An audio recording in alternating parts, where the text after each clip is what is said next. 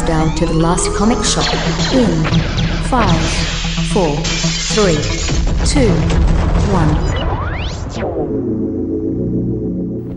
1. Live from Kingpin's House of Bowling. That's right, bowling pins. It's the Last Comic Shop podcast. But except we're in a comic book shop, just letting you know that we're opening the shop. Yeah. It's always the same place. It's always the shop. Kingpin was a whole different movie. That's Bill Murray. Yeah. He's dead in this book anyways. He's not Bill Murray. No. Bill Murray might be dead. Yeah, he who knows? There's like toxic clouds.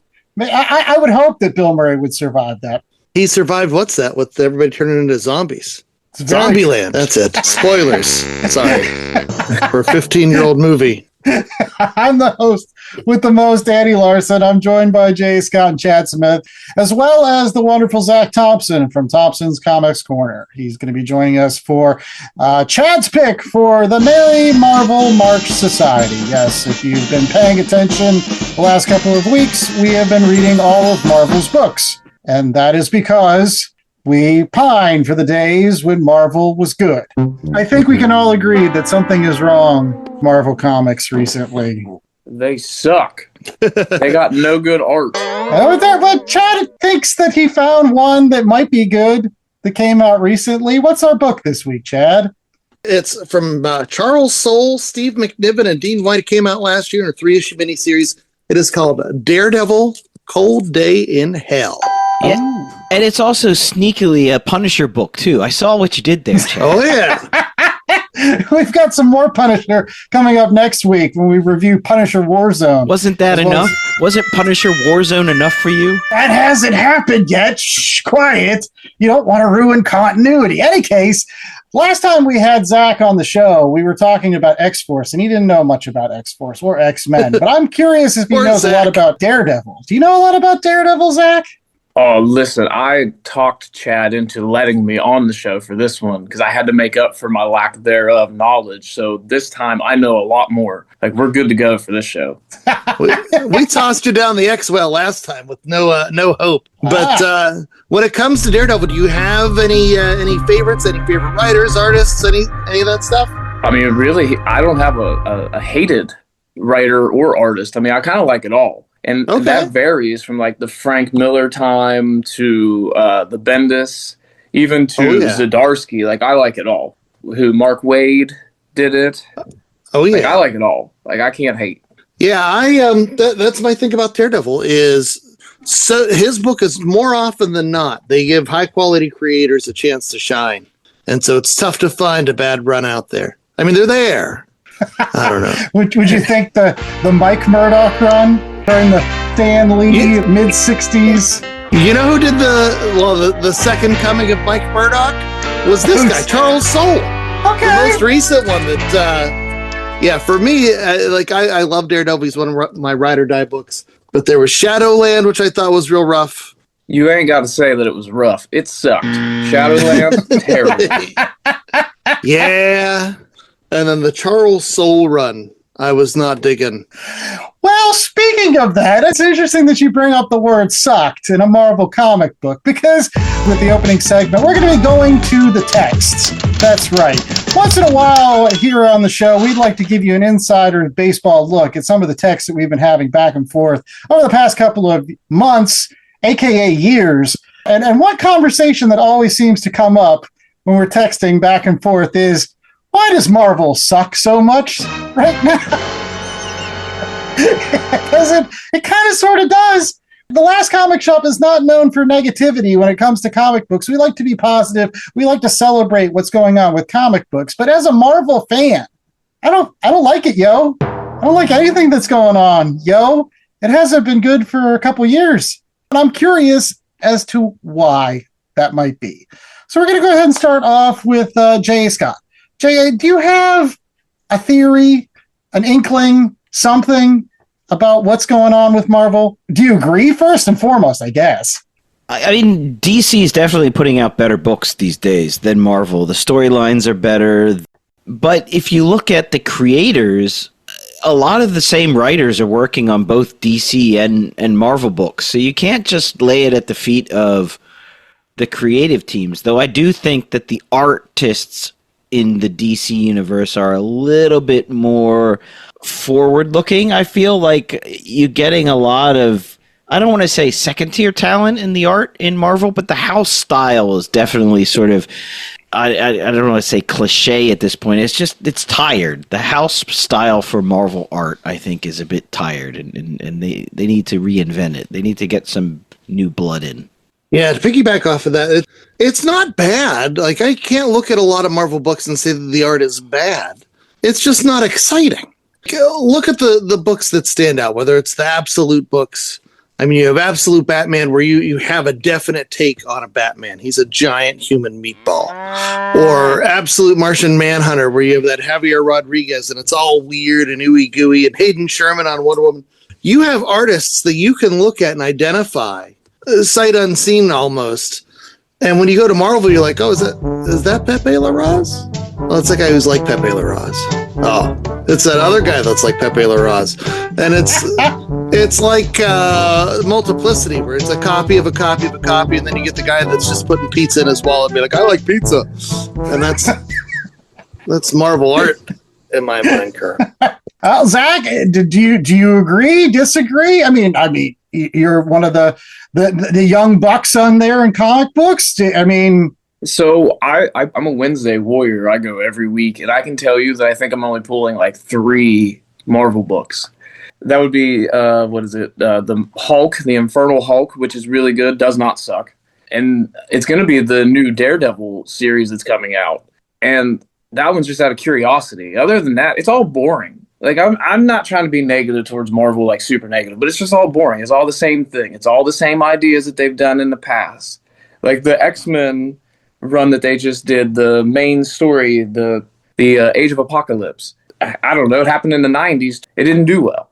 Everybody's tired of the same thing. They want something new. They want the Absolute Batman. And I mean, I really like Absolute Batman. So that's how I see it as a 31-year-old kid in the comic book world. I'm curious about that, because we've talked a lot about the art, but I think Zach sort of kind of moved towards the writing, which has always for me been, I think, where, I don't know, the foundation is laid with whether or not, well, first off, I think it's editorial. Like, I've come on this show before and said I think there's a major problem with editorial at Marvel right now. I've never been a fan of CB Cebulski or what. We need to have George on the show to talk about CB. He loves that guy. Or Akito Yoshida. I do not like this guy. There's something about him that rubs the wrong way. And to be blunt, like, ever since he became the editor-in-chief over at Marvel, I think that's like a touch point for when things started to go a little bit more downhill. And it's very similar to, like, again, when, DC was struggling, and you could kind of lay it at the feet of Dan Didio, and you could kind of say, like, well, he's, at the end of the day, the guy in charge. But I think really it comes down to the writing. I do agree with Zach that I think there's a lot of tired ideas from the place that used to be called the House of Ideas. Again, the X-Men seems lost and flailing around. Spider-Man, I was a huge fan of Ultimate Spider-Man, and I think there's some other neat ideas going on in some of the tertiary titles going on right now. But the main Amazing Spider-Man book, have I read that one and enjoyed it in like 10 years? Can't say that I have. I just, there's some sort of excitement that's going on over at DC. They're letting people play with the toys in interesting and fun ways, and I don't think that's happening at Marvel. And maybe it's on purpose, right, Chad? Yeah.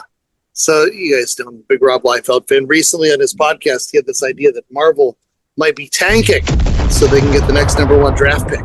No, that they are tanking so that they can end up licensing their characters out and having folks, from outside the house make their books for cheaper and cut out some of the creative costs. But I don't know. I don't have your grudges against CB Cebulski, but I will say there are a lot of folks at Marvel for me where it's, it is the events that are renamed after the exact same event that happened 20 years ago. Age of Apocalypse, Inferno, Avengers Forever, Secret Wars. Why can't we have a new idea? Something good. And I know Zach brought up Chip Zdarsky's Daredevil, and it's long been a sore spot on this podcast for me. I loved Chip Zdarsky's work for the longest time. And then I felt like he just started kind of like rehashing ideas. Like, oh, this is Chip Zdarsky trying to be Frank Miller. And you know who they're putting in charge of things now? Chip Zdarsky. And so he's going to be one of their architects. I forget who else is going to be architecting with Chip Zdarsky.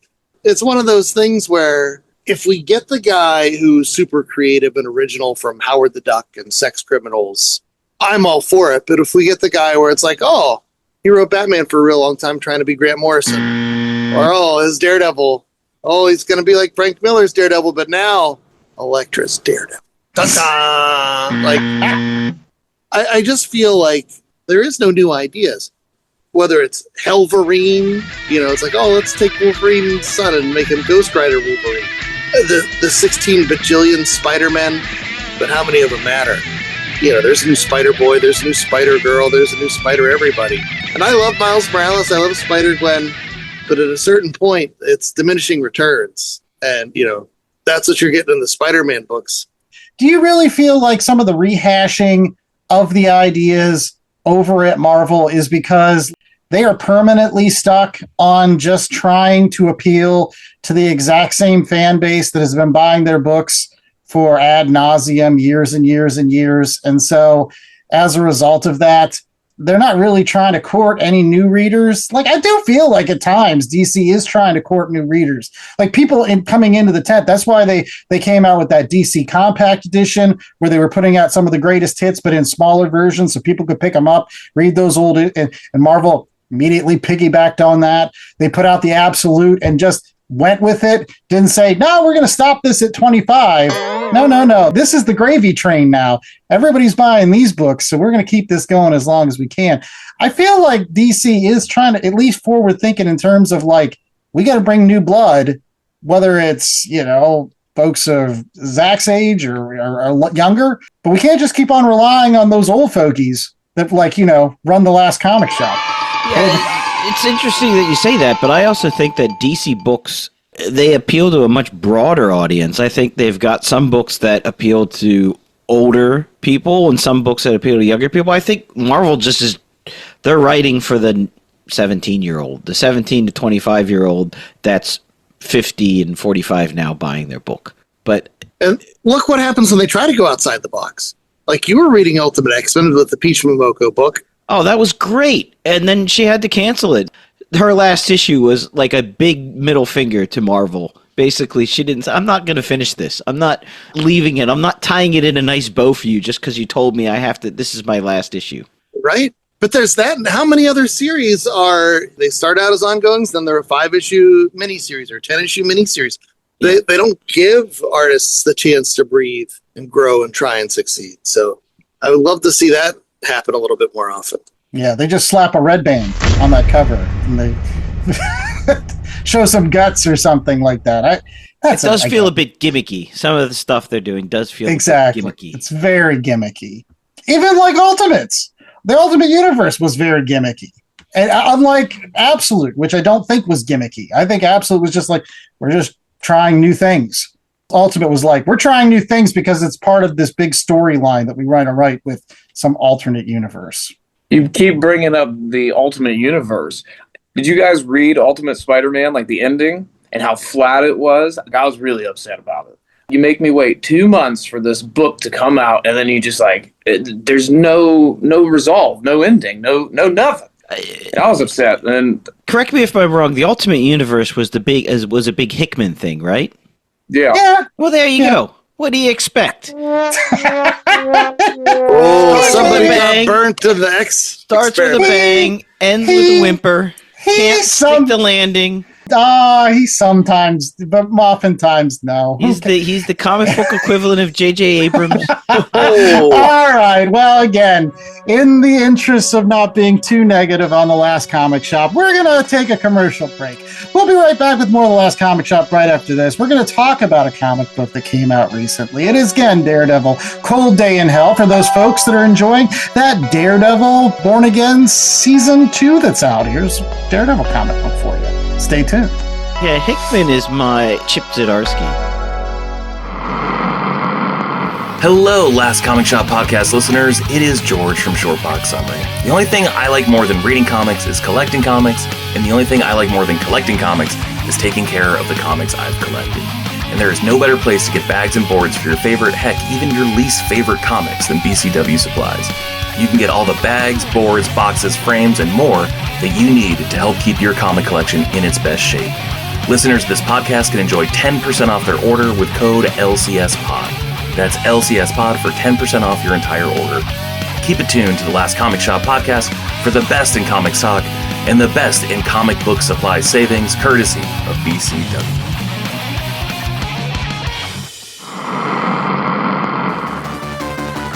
Have you ever been reading through a stack of comics and thought, maybe I should see what that Arkham Asylum game is all about? Or been playing Marvel vs. Capcom and felt like you were at a real disadvantage since you didn't know who half the characters were? Well, Play Comics is the show for you. I'm Chris, and each episode we take a look at video games based on comic properties and how well they stick to that source material. So whether you know the comics and want to know how all those games work, or you know the games and want to find out where all this craziness came from, go check out Play Comics at playcomics.com or wherever you find your favorite podcasts.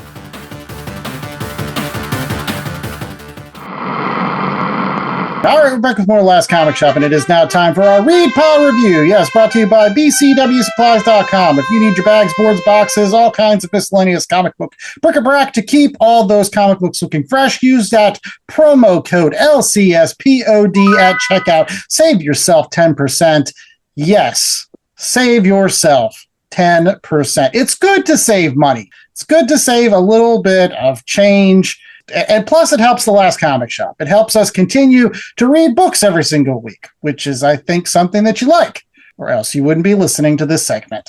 BCW Supplies, LCSPOD at checkout. We've got Daredevil, Cold Day in Hell, which was Chad's pick for the Merry Marvel March Society, as I mentioned before, and J.A., who wrote this book and did the stuff in this book, I guess. All right, Daredevil Cold Day in Hell was a story by Charles Soule and Steve McNiven, with dialogue supplied by Charles Soule and the art by Steve McNiven, with lettering by everyone's favorite Clayton Cowles. And Steve McNiven handled the cover art, and then there were lots of different variant covers if you picked those up, but the version that we read was just the normal ones. So we got Steve McNiven covers.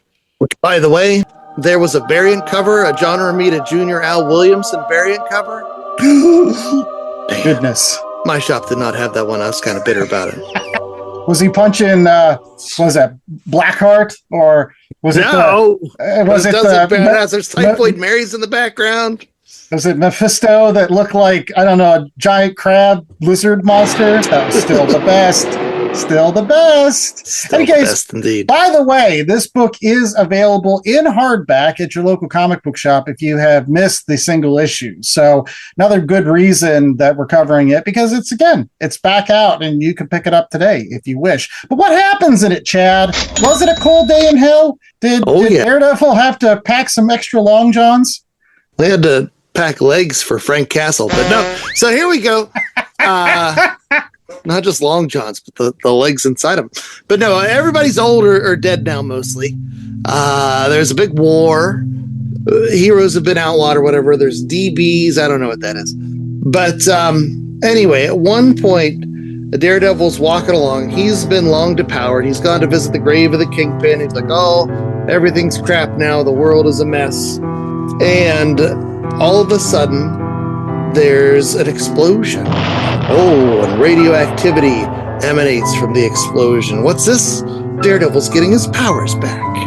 And so this super old, super craggly Daredevil now has his abilities, and he's no longer just a blind man dressed in black anymore. And then what does he do? He stumbles upon Steve Rogers, who's got rebar sticking out of his guts, and he's holding things up as the building or whatever, the subway tunnel is going to collapse behind him. But he's like, Daredevil, save the girl, save the girl. And so he tries to do that. But the problem is the girl gets kidnapped by Bullseye, who's a mean son of a bitch. Did I mention Bullseye has the Punisher? And he cut off his arms and he cut off his legs and he strapped him to the brick wall. And he just goes and he taunts him. But yeah, so Bullseye's there, and he's super cruel, but he's got the shakes and can't throw things as well anymore. One of his henchmen makes him real mad, and Bullseye goes to throw at something and cuts off his ear. He's like, why'd you do that to my ear? And he's like, I was aiming for your eye. But everybody's old. Daredevil gets his powers, they're flashing in and they're flashing out, and he's going to go and he's going to help save this girl. And he's going to go and he's going to defeat Bullseye, and he's going to go up against the gangs of street toughs and all that other fun stuff. But who shows up to help him when he gets in over his head? It's Elektra. But she's real mad at him for reasons they're not going to say. And then she's also young still. Yeah. Right, she's immortal. She's got that demon, that hand energy. She's fine. She's got that hand. We also juice. didn't mention that Bullseye, because of the shakes, he's got all this acupuncture needles all throughout his body. Oh, yeah. Well, they come into play in the big fight with Daredevil. So Daredevil finally catches up to him. He's trying to save the girl. And Bullseye pulls these needles out of his body and throws them at Daredevil. And they got poison in them. And then Daredevil's not going to make it. But then he's got to rescue the girl, and he has to fight through. And then he has rebar coming out of his guts. And then he goes and does what he needs to do. And I don't want to spoil it, but he saves the girl and doesn't make it. I think that was definitely more than 10 cents. I think that was closer to 25. Boy, that was a lot. But you left stuff out. You left out the fact that Punisher puts on mech armor at some point. Doesn't matter because he kills other people without the mech armor. Yeah. He just like bites their face off. Yeah, which I didn't understand why Bullseye lets him out. He's got him strapped up against the wall, and he's just like, no, I got my little young kid prisoner here, and she's still contained, and I'm just gonna let Punisher just flop around on the floor and see what happens, like a Batman villain. It's a big game. Yes, it's a big. Yes, it was bad 1960s villainry. That right there. No, well, I think that was why. I think it was cliche. I think, to be blunt, I don't think Bullseye was as much like evil in this. I think he was bored. I think he was bored. I think he didn't have any challenges left. I don't think that was the only reason he kidnapped that girl. He wanted to taunt Daredevil. And at the end of it, they have this big fight. And why? Not because he wants to kick Daredevil's ass. He just wants to fight somebody. He wants to feel alive again for a hot second. And his big villain plot was to blow up this Terrigen mist bomb to make more superheroes. Yeah, because he's bored. It's boring in a superhero universe without superheroes, right? We just went through some of this with Earth X last week, right? I didn't understand. So, like, this all takes place in a New York that is at war, and you can do crypto war bonds. The Brooklyn Bridge has been destroyed, so you have to take a ferry from one side to the other. I guess the tunnels are closed as well. And they mention, but they never explain who done it. They just say the DBs. Mm-hmm. Yeah. The Daily Bugles. J. Jonah Jameson strikes again. He's got you and your newsies. He's got a donkey face still. That's what I heard. That's the word on the street. Anyway, Zach, you are our resident rookie, but you've read a lot of Daredevil. Did you like this Daredevil more than other Daredevil, or what'd you think of this book overall? I absolutely loved this story. Like this book is so much fun for me. Like I really enjoy it. Now, like I told Chad a couple days ago when we were talking about this, and I did not know that Steve McNiven, he was the artist of Civil War. And it threw me off for a second because I'm like, I really like Civil War, but the art styles are two completely different things. Totally different. And to be honest with you, I really dig the art in this book better than I do Civil War. And I understand for most people, the Civil War style that he did is, their bread and butter. But for me, man, I love the grittiness of this book. Like, I really do. The story, it's just so beautifully told. And it's just like the last hoorah. Like, Bullseye only wanted to do this so he could feel alive one more time so that people are actually watching them. Really, his whole ploy is like, it's just one last ballet for him and Daredevil to have. And I feel like he lets the Punisher go as the extra step to give everybody one last chance to do what they did best. And it's beautiful. Yeah, this art is Cragley. It's for sure. I think of it like a Thomas's English muffin. There's lots of nooks and crannies. There's lots of like little crispy bits and stuff like that, and lots of lines in people's faces. The wrinkles on some of these folks boy howdy, they're like the surface of Mars, like ancient canals on people's faces. Ridiculous. But not to piggyback off Zach's point, I prefer that too to McNiven's. Not that his other style is bad by any stretch, but it's a very photorealistic style when you get McNiven in Civil War, when you get McNiven in some of these other places. And like, he was the artist on Old Man Logan, the initial Old Man Logan story, where there's a little bit of this, but it's nowhere near like as expressive as he gets here. Yeah, you're getting McNiven, but you're getting flavors of like a Jeff Darrow, or I think, Zach, you had mentioned Frank Miller.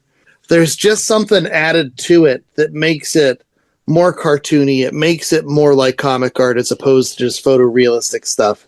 And it makes it that much more fun. Well, I'm glad that you brought up the fact that, Steve McNiven did Old Man Logan, because that's the elephant in the room for me. And I want to get JA's thoughts on this. Is this just Old Man Logan, but with Daredevil, to the point of like Marvel retreading retreads? Does this suffer from that, or is this rise above it, JA? I mean, it's a bit of Old Man Logan. It's a bit of Dark Knight Returns, right? Anytime you look at a superhero and come at it from when he's old and he's been out of the game and he's coming back, trying to find his purpose again, you're going to have those comparisons. I think the story does well on its own. It rises above Old Man Logan. Old Man Logan, one of the issues I had with it, there was so much world building that book covered, which I thought when they made the movie was so much better than the book, because you didn't have to care about all these different countries within America and the Hulks and the Hawkeye and all that stuff. And I thought Daredevil being much more self-contained, there were a lot less characters. They don't tell you why there was a war. They don't tell you who the DBs are. They put you in the situation, and then you're just going through it with Matt Murdock. I thought that worked a lot better. So is it a bit like Old Man Logan? Yeah, but Old Man Logan's a bit like Dark Knight Returns. They're all the same sort of genre of storytelling, but I wouldn't say that it's just a retread. It's like Jay said, they're tropes. I mean, you get your Last Ronins and all the others that go along with it, but at the end of the day, is it a good story? Is it worth telling? And so I know as I'm reading through this, I enjoyed it, whether it was the discovery of the new McNiven style, which I don't know if this is something he's going to bust out in other works, or whether it was seeing a character like Matt Murdock, who already, as far as superheroes goes, is fairly limited with his abilities. Like, he doesn't have superhuman strength per se, or you know what I mean? Like, he's not a Superman. He was always just like a regular dude that had these extra heightened senses. Now, in addition to being blind, you have the handicap of him being very, very old. Very old. Like, stuff doesn't work like it used to. Like, he's aged on a superhero scale. I love where he tries to catch his cane because he doesn't have his powers at this point, and he's like, focus, you can do it, and it whacks him in the middle of the face. Absolutely. Well, I will say that one thing that saves this and puts it a little bit part of Old Man Logan is, again, the idea of faith. I like it when Daredevil plays with those concepts of faith. There's oftentimes throughout this book that he talks about, God's will, and he gives an explanation for what that means. And he works at a soup kitchen, and again, a lot of it comes back to his roots as a good Catholic boy who's just trying to make the world better. And that's why he wants to save this girl. Again, you kind of get this bullseye that's kind of coming at it from a fighting for fighting's sake. And Daredevil's like, no, this is kind of like a higher calling for me. Like, this is something I'm trying to do that's beyond me. And if saving this girl that ends up having superpowers that can restore some hope, like a Hope Summers, that's who I kept on thinking of. I won't lie. That's what saved it for me. That's what put it over the edge. It made it a little bit different than Old Man Logan, which I thought was, at the end of the day, not so hopeful. I think this is kind of a hopeful book at the end. I think Daredevil, Matt Murdock, tries to make you believe in ultimately the goodness of humanity will succeed, which is noble, I guess. Well, I was going to say, for me, the big thing was Charles Soule has already had his run on Daredevil, where he brought in Blindside, which if you got references to Sam, this is the only writer that's going to make references to Sam because nobody else gave a crap about Blindside. But he had positioned him as Daredevil's sidekick during his run. And whereas his run started strong, had the really good Ron Garney art, it really fizzled out towards the end. And to the point, the death of Matt Murdock, the last arc in his go-around, was so disappointing for me. I was actively mad at those comic books. I remember writing a review of it and just being like, this is garbage. I was so mad. And the fact is, Charles Soule is a really talented writer. He's done a lot of really great books, and since then I've read a lot of other really good Charles Soule books. To have him not stick the landing on Daredevil, give me 3 Billion Genies. His Star Wars stuff is so celebrated. This, I felt like, was a redemption for Charles Soule in my mind, to come back and be like, well, no, this is how I'm going to finish Daredevil. Not a Daredevil that gets hit by a truck like his origin, because we have Daredevils that could, do all sorts of things. They're not going to get hit by a truck. But here you get the Catholic guilt. Here you get the religious motivation. Here you get him straining against Elektra and the Punisher, who are trying to do similar things the wrong way. And you get all the stuff that makes Daredevil entwined in this last go-round story. And at the end of the day, it's all about, saving the light for the next group. And that's something in superhero stories, because it's the perpetual soap opera, you never get the endings unless you get one of these standalone tales. And so I'm glad if Charles Soule's going to do a Death of Daredevil, it's this one as opposed to the last one. This is a great Daredevil story. I can literally just give this to anybody. They won't know a damn thing about Daredevil. Tell them just read this great story, and I guarantee they will be a fan. It's that good. Well, that sounds like the beginning of a rating. So let's get to our ratings right after this commercial break. We'll be right back with more of The Last Comic Shop right after this, with ratings as well as recommendations of other books you can pick up at your local comic book shop today. You know what I think? This world we're in right now is the fairy tale. And what's really real is on the other side. Ramsey, mechanic by day, aspiring comic book creator by night, went into the woods and tripped. He was bombarded by bizarre and mysterious glyphs that he drew into his sketch pad and onto the body of his muse, Regina. Oh, groovy! Your art is crawling all over me. Shit. What is going on with you? What's going on with you? All of a sudden, you're a complete drip, baby. Maybe you need another limb to the head. Ah! Bloom, written and created by Ted Sikora, with art by Butch Mappa. How are you feeling, Ram Man? You've never experienced a story so astonishing, so far out and away from the beaten path. Where in the am I? Blast off with Bloom, the origin of a prophet. Order yours at herotomorrow.com. This message is from the U.S. Department of Veterans Affairs. Veterans, do you want military history and your stories of service preserved? The Library of Congress Veterans History Project collects, preserves, and makes accessible the first-hand accounts of veterans who served from World War I through today. Make your story heard. To learn more and become involved, visit loc.gov/vets. All right, back with more Last Comic Shop, and it is now time for ratings, where you don't have to get born again in order to enjoy our rating section. You just need to continue listening to the podcast, because J. Scott's going to give us a 1 out of 4 scale. We're going to rate this book. Maybe Charles Soule and Steve McNiven will get mad at us. I doubt they listen, so who cares? In any case, Jay, what do we got this week? 1 out of 4 acupuncture pins.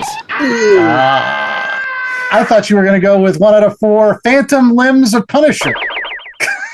I could have just, 1 out of 4 missing limbs. That's true.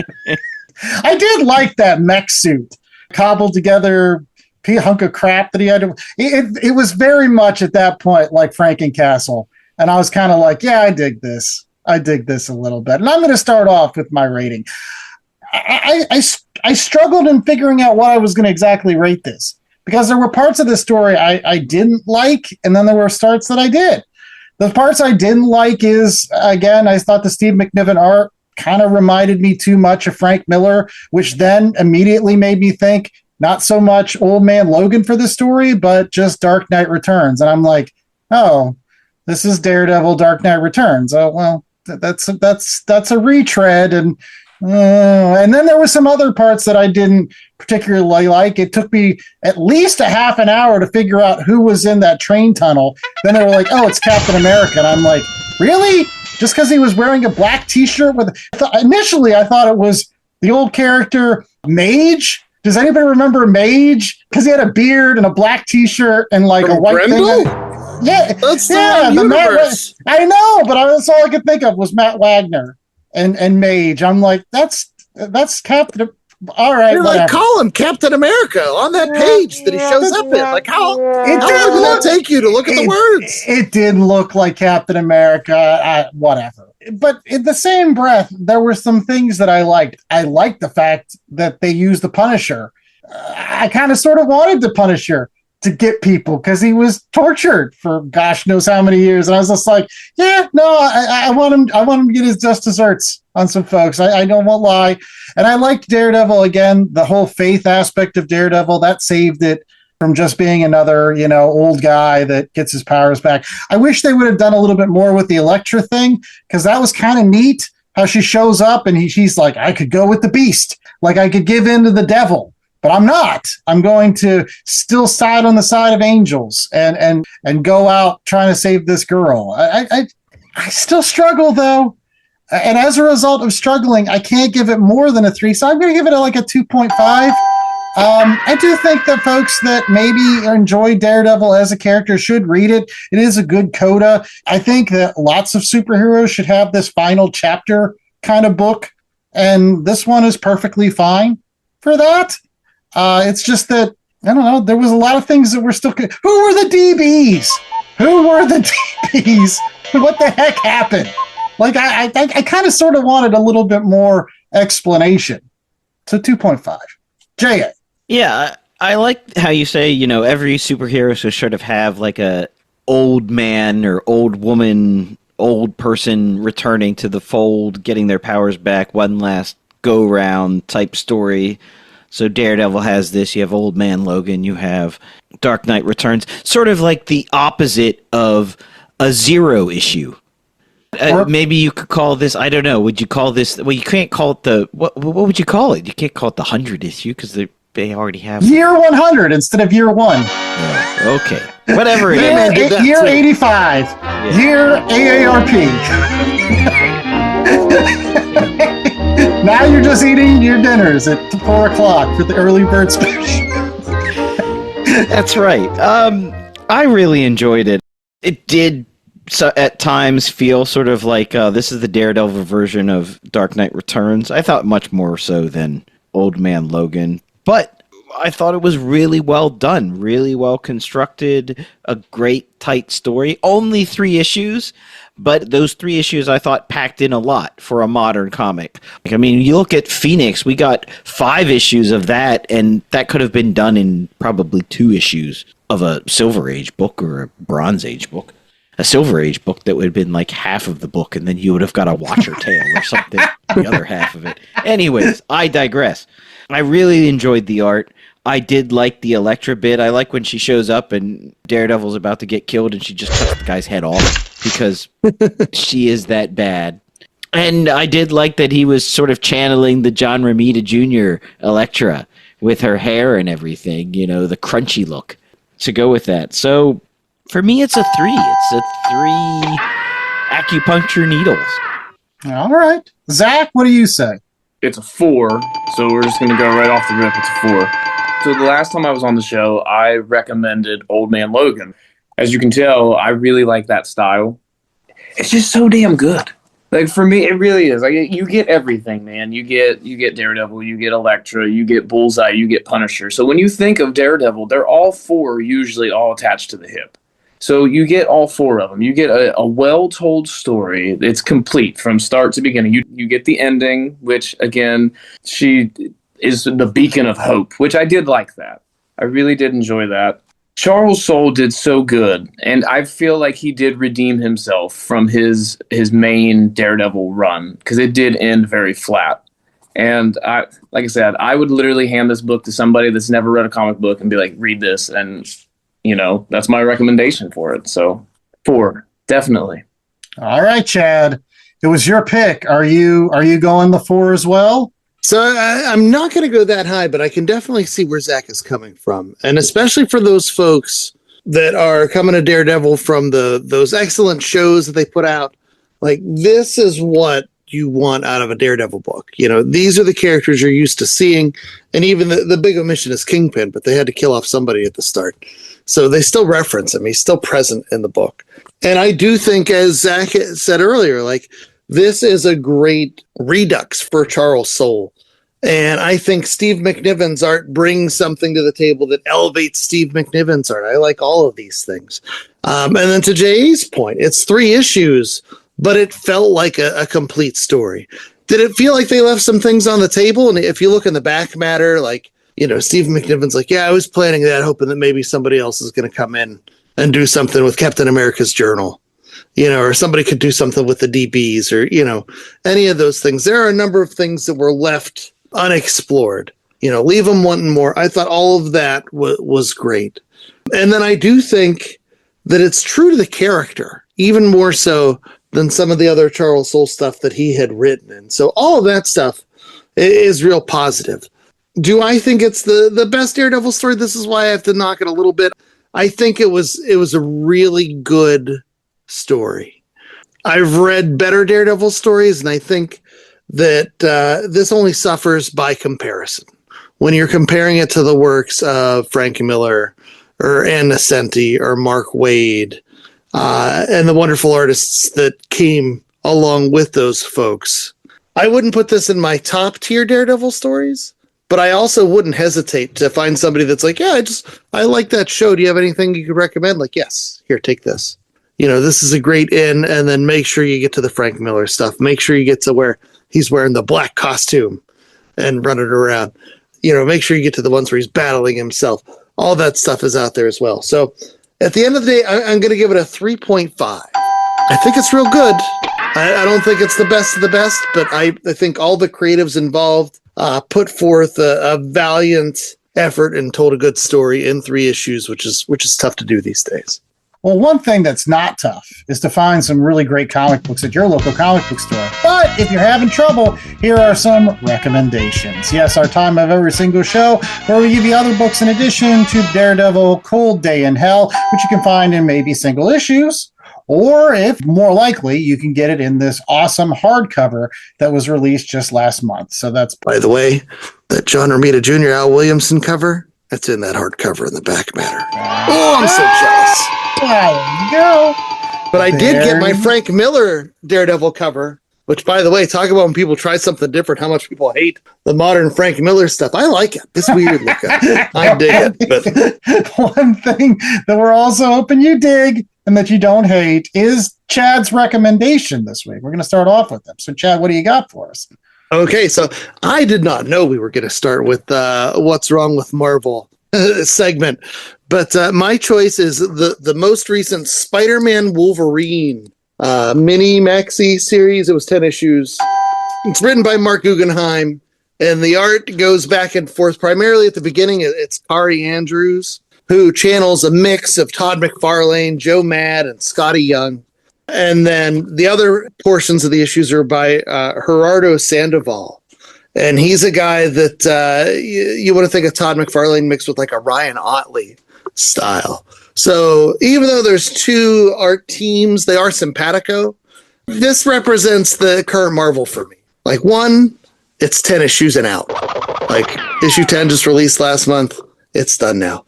But what you do is you take some retcons, Peter Parker parents, You sprinkle in characters that used to matter, like Mariko from Wolverine's past.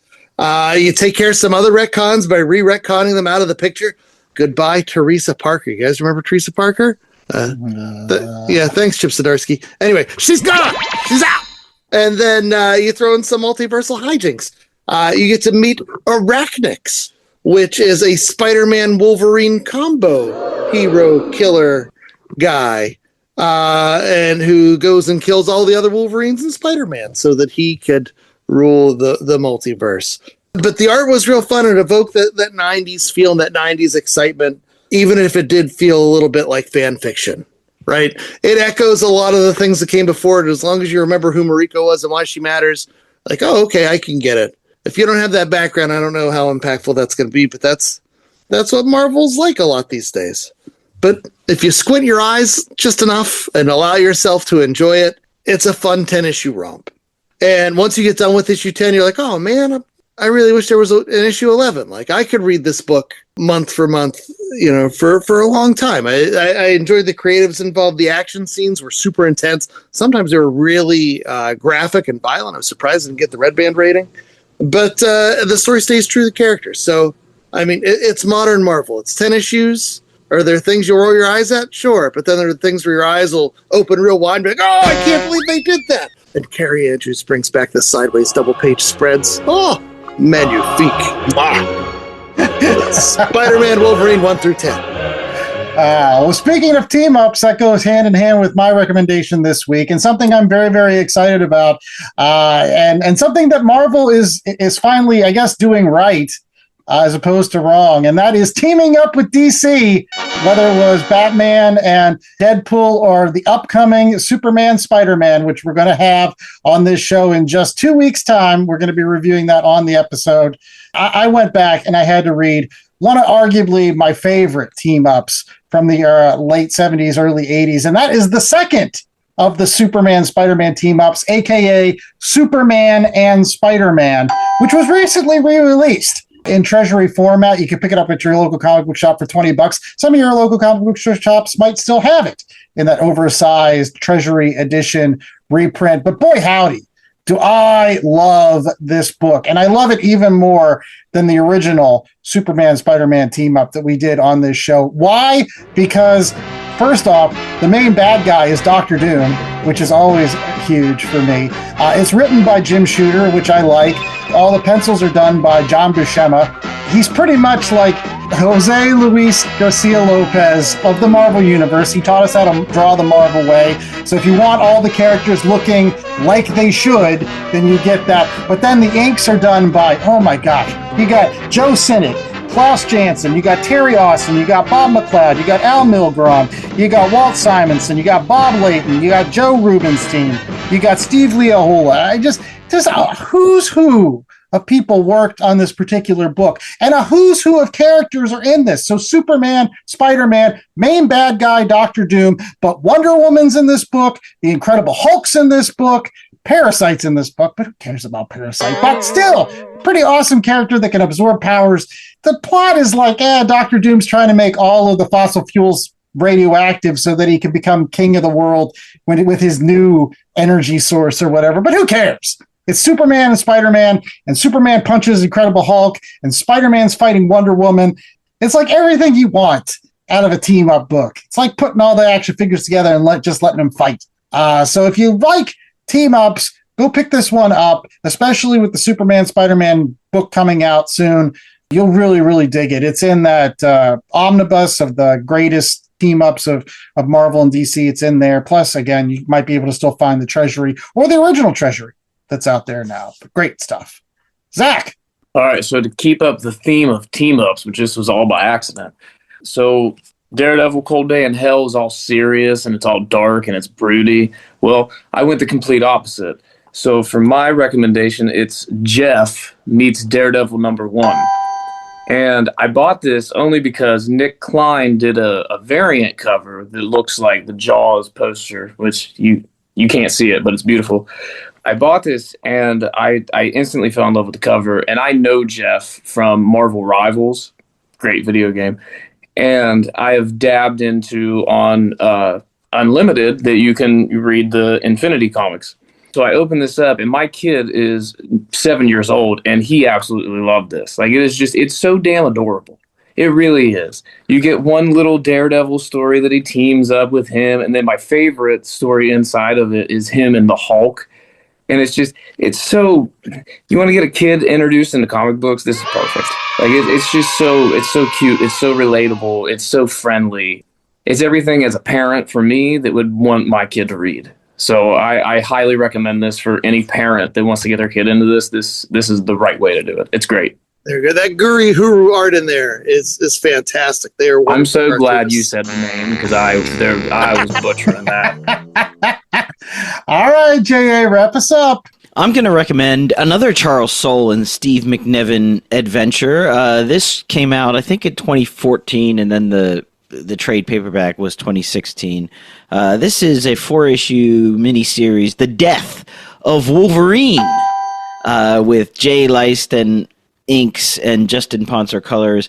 This essentially is Wolverine loses his healing factor, and then somebody puts a contract out on him.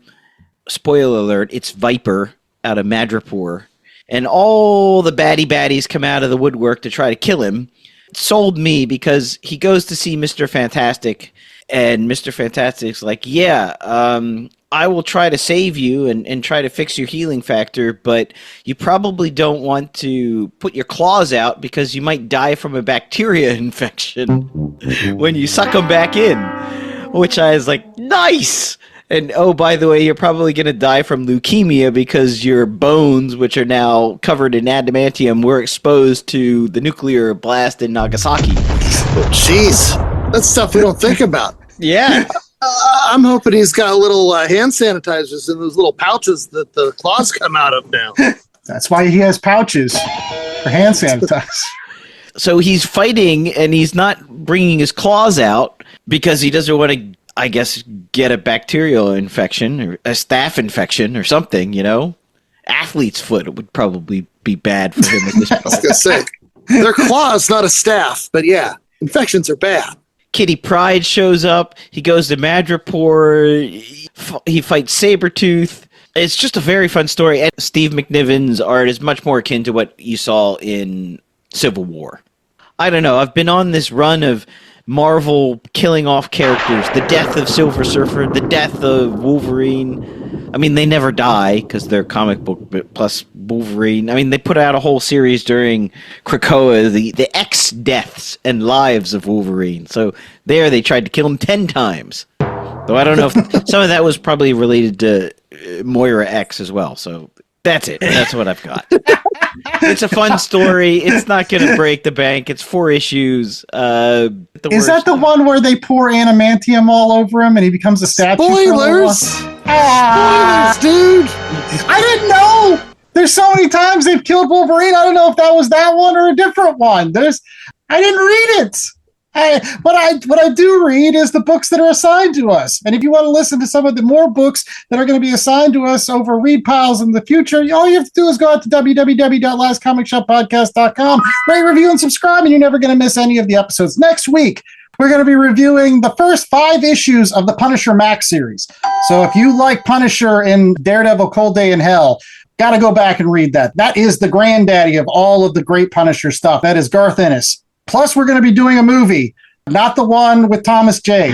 John Travolta? No, we're not doing that one either. We're doing the one with the late, great Ray Stevenson. Yes. Punisher. Great, but not in this movie.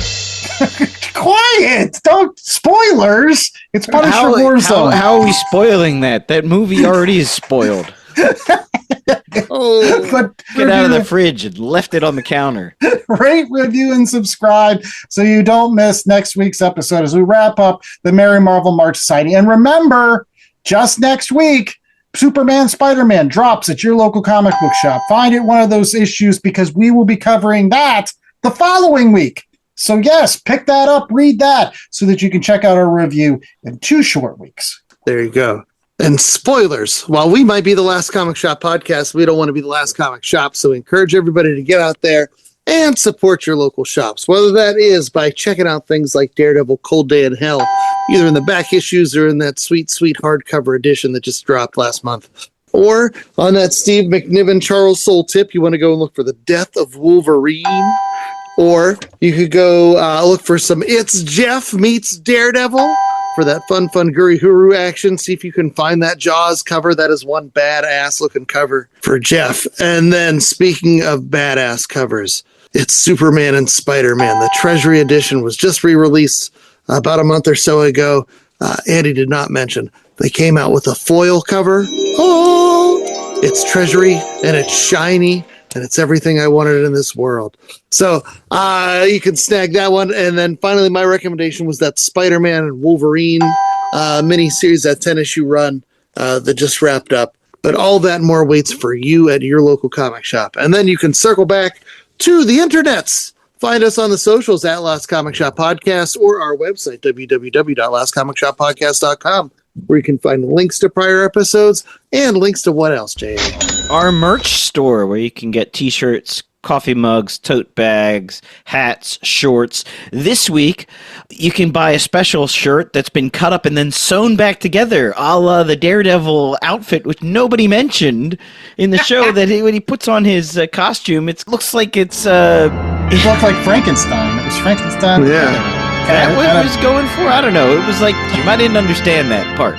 He's old, so his costume's old, and it needs to get sewn back together again? I think it was just Steve McNiven wanted to draw more lines. He loved drawing lines in this book. Lots of lines all over people's faces. He's like, I can make them stitches, and it's still lines. But one thing that you don't have to stand in line for is saving money on your comic books. And you can do that how, J.A.? Putting in the promo code LCSPOD at checkout. If you go to bcwsupplies.com, you can get your boards, bags, boxes for your bags, boards for your bags, boxes for your boards and bags. I don't know if you can get bags for your boxes. You can get it all at bcwsupplies.com. And if you use the promo code LCSPOD, that helps us out and gives you 10% off your order. And one of the things you should check out is Thompson's Comics Corner. That's right. Zach Thompson was our special guest this week. Zach, why don't you tell everybody where they can find your show? Every Friday, I post a new episode on Spotify and YouTube. Spotify has the newest episode, and YouTube is a week behind because I forgot about it 1 week, so that's what happened. He's honest, folks. He's honest. And if you like some of that comic book honesty, make sure that you're checking out Thompson's Comics Corner today.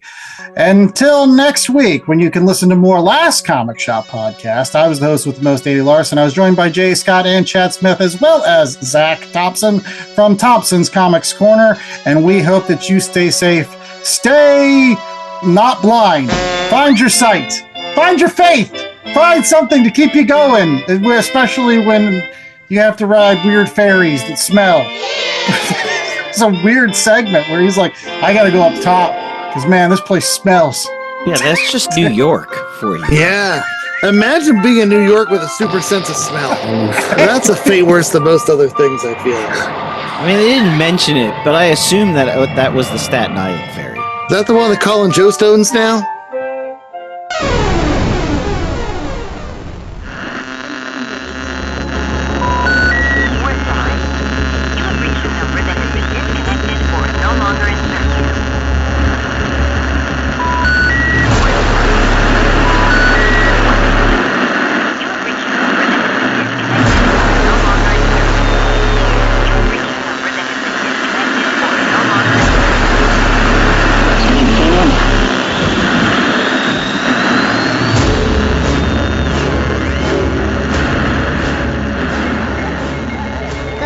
Comic Shop Podcast was a 2026 Black Angus production.